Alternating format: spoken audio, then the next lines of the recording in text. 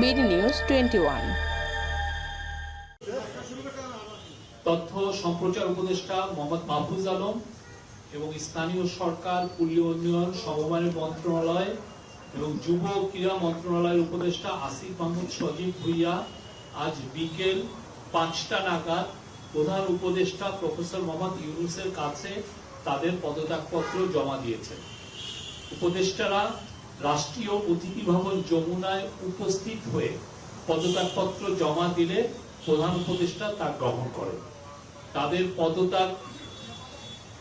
তাদের পদত্যাগ নির্বাচন কমিশন তফসিল ঘোষণার সাথে সাথে কার্যকর হবে। আবারও আমি বলি, তাদের এই যে পদত্যাগপত্র নির্বাচন কমিশন তফসিল ঘোষণার সাথে সাথে, যে ফেব্রুয়ারিতে যে নির্বাচন হচ্ছে সেই নির্বাচনের তফসিল ঘোষণার সাথে সাথে কার্যকর হবে। আপনারা হয়তো জেনেছেন যে এটা কালকেই সম্ভবত তফসিল ঘোষণা হচ্ছে। জুলাই গণ অভ্যুত্থানের সম্মুখ সারিতে থেকে নেতৃত্ব দেয়া এই দুই ছাত্র নেতার পদত্যাগপত্র গ্রহণের পর প্রধান উপদেষ্টা তাদের ভবিষ্যৎ জীবনের মঙ্গল কামনা করেন।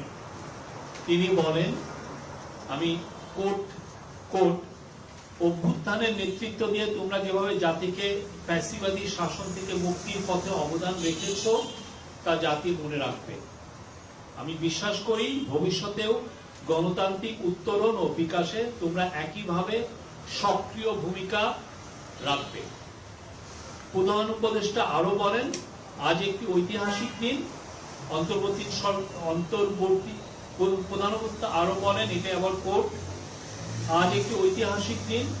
অন্তর্বর্তীকালীন সরকার সবসময় তোমাদের অবদান স্মরণ করবে। আমি তোমাদের সুন্দর ও শুভ ভবিষ্যৎ কামনা করি।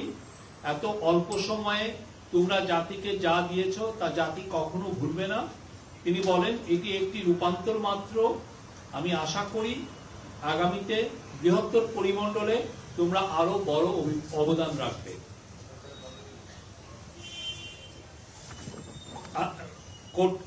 আবার নিজেদের কর্মের মাধ্যমে দেশের মঙ্গলে নিয়োজিত থাকার আহ্বান জানিয়ে দুই ছাত্রদের উদ্দেশ্যে প্রধান উপদেষ্টা আরো বলেন, সরকারে থেকে যে অভিজ্ঞতা তোমরা অর্জন করেছ তা ভবিষ্যৎ জীবনে অবশ্যই কাজে লাগাতে হবে। Thank you. এই ছিল। Any question?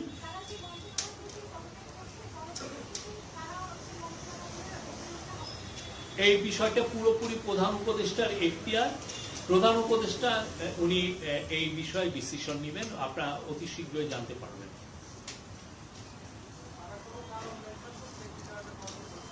আমি পদত্যাগপত্র দেখিনি। Any question?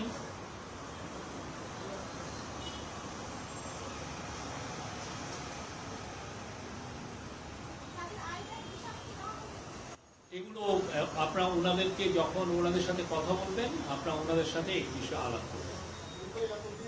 সরকারের তরফ থেকে সবসময় একই কথা বলছি, নির্বাচন ফেব্রুয়ারির প্রথমার্ধে হবে আমাদের সরকার বলছে। এবং আমরা যখন গ্রামে বা বিভিন্ন ডিস্ট্রিক্ট টাউনে যাই, আমরা দেখেছি সেখানেও নির্বাচনের জোয়ার বইছে।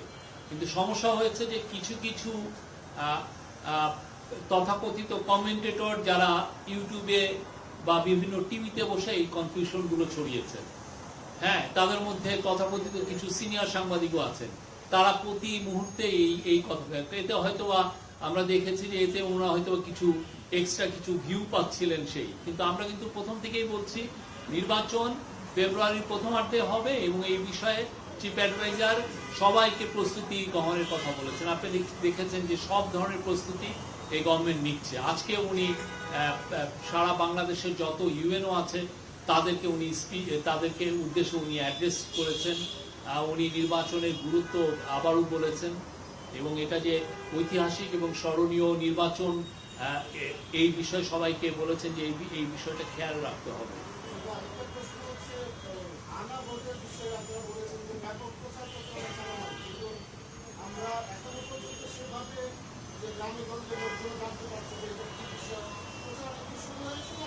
আমরা অলরেডি অনেক জায়গায় প্রচারণা দেখছি, মানুষের মধ্যে অনেক বেশি অ্যাওয়ারনেস, মানুষ জানতে পারছে আসলে হা না ভোটটা কি, এটা যে একটা প্যাকেজের মধ্যে আপনি যেটা প্যাকেজটাকে হা বলছেন, আর যেটা আপনি যদি না নিন, এটাকে প্যাকেজটা যদি না নিচ্ছেন তাহলে না নিচ্ছেন, এটা আমরা আমি নিজে চায়ের টেবিলের আড্ডায় যে আমি গত শুক্রবার মাগুরায় গিয়েছিলাম, দেখেছি এটা নিয়ে ডিসকাশন হতে। বাট আমাদের তরফ থেকে, গভর্নমেন্টের কালচারাল মিনিস্ট্রি, তথ্য সম্প্রচার মিনিস্ট্রি এবং অন্যান্য গভর্নমেন্টের যত উইং আছে, প্লাস ইলেকশন কমিশন, তারা এই বিষয়ে বিপুল উদ্যমে আমি বলবো যে তারা প্রচারণা চালাবেন। আমরা আশা করছি বাংলাদেশের প্রত্যন্ত অঞ্চলে যারা থাকেন তারা পর্যন্ত সবাই জানতে পারবেন এই গণভোটটা কিভাবে, কি কারণে করা হচ্ছে এবং কিভাবে এই হানা ভোটটা দিতে হবে।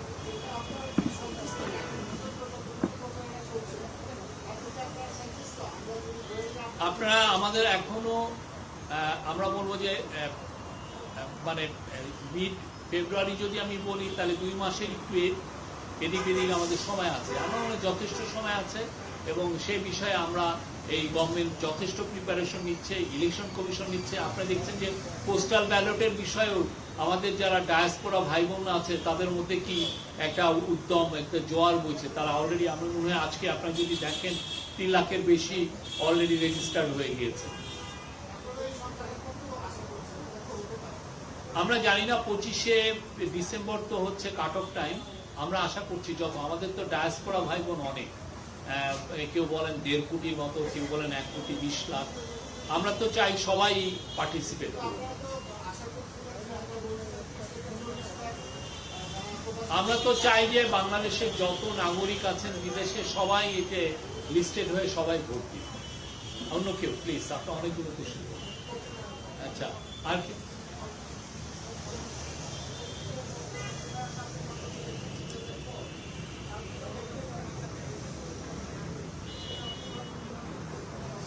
এই তাদের পদত্যাগপত্র এফেক্টিভ হবে হচ্ছে ইলেকশন তফসিল ঘোষণার সাথে সাথে। এখন ইলেকশন তফসিল ঘোষণা যদি কালকে সকালে হয়ে যায় তাহলে তো ওরা পারবেন না, আর যদি এটা পরে হয় তাহলে ওনারা থাকতে পারবেন। এটাই আমি যেটুকু জানি আর কি। Thank you.